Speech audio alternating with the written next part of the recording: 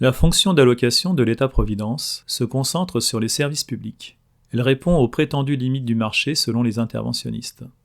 Rappelons que ces limites sont les externalités, positives ou négatives, qui justifieraient par exemple le service public de l'éducation nationale ou de la culture, supposément porteurs d'externalités positives. Les biens collectifs, réputés non rentables pour le privé, qui justifieraient un service public de travaux publics, un service public de la voirie. Les besoins non solvables, qui à leur tour légitimeraient un service public mettant à disposition des services accessibles à tous, quels que soient leurs moyens, comme le logement, la santé, les transports. Mais les services publics relèvent aussi en partie des fonctions de l'État gendarme, avec le service public de la justice, celui de la police, qui est présenté comme un bien collectif car non rival et non excluable, puisqu'une patrouille de police profite à tout le voisinage en termes de sécurité.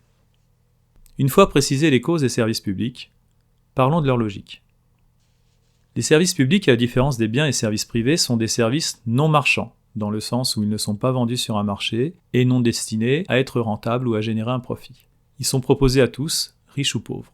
Ils sont pris en charge pour 50 à 100% de leurs coûts par l'ensemble des contribuables sous forme d'impôts et de cotisations sociales. Ceux qui bénéficient des services publics ne sont donc pas des clients, mais des usagers, et ne payent pas nécessairement à hauteur de leur utilisation. Ainsi, un couple sans enfants paiera pour l'éducation nationale, sans avoir d'enfants à scolariser. Mais qui est en charge de ces services publics ? Les services publics sont assurés par une personne publique, qu'il s'agisse de l'État, d'une collectivité territoriale ou d'un établissement public. Mais ils peuvent être aussi assumés par une personne privée sous contrôle public. Les écoles privées sous contrat, par exemple, ou les chaînes de télévision privées contraintes par l'Arcom à remplir un cahier des charges, les compagnies des eaux, les autoroutes. Tout ceci sont des acteurs privés qui ont une mission de service public.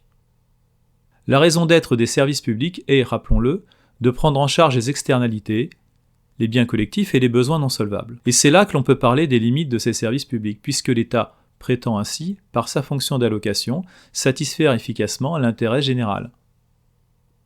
Ce concept des services publics suppose donc l'existence d'un intérêt général, ce qui n'est absolument rien d'évident, mais encore que cet intérêt général soit connu par l'État. Les scandales actuels autour du service public de l'audiovisuel, France Télévisions, Radio France, présenté comme garant du pluralisme d'opinion, alors qu'il est sous la dépendance idéologique d'un camp politique, interrogent sur la finalité de ce service public. Le doute est aussi permis quant à la vertu du service public de la santé, suite à la crise Covid et à la répression organisée des non-vaccinés.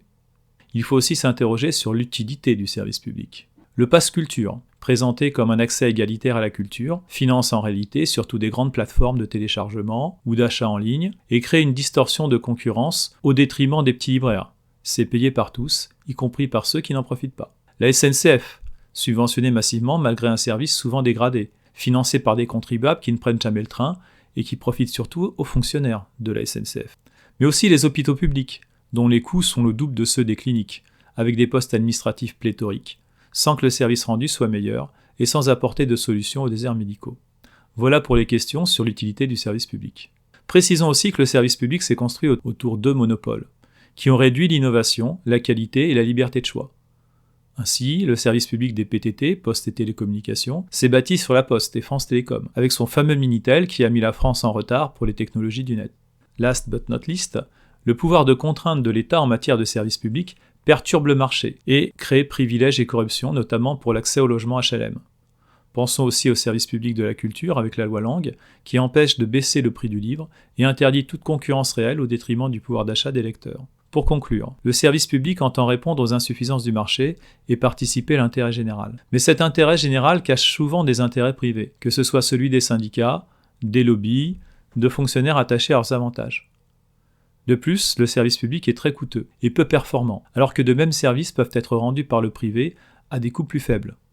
Les cliniques et les écoles privées sont d'ailleurs considérés comme plus qualitatifs que les hôpitaux et les écoles publiques. Beaucoup préfèrent donc payer la clinique et les écoles privées, alors qu'ils payent déjà par leur impôt les hôpitaux et les écoles publiques.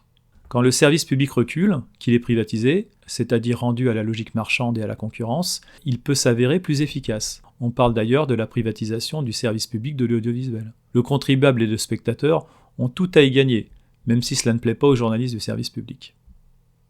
Merci, j'espère que vous avez maintenant compris ce qu'est le service public, sa logique et ses limites. N'hésitez pas à mettre un pouce bleu, à vous abonner. Une prochaine capsule sera consacrée à la politique économique.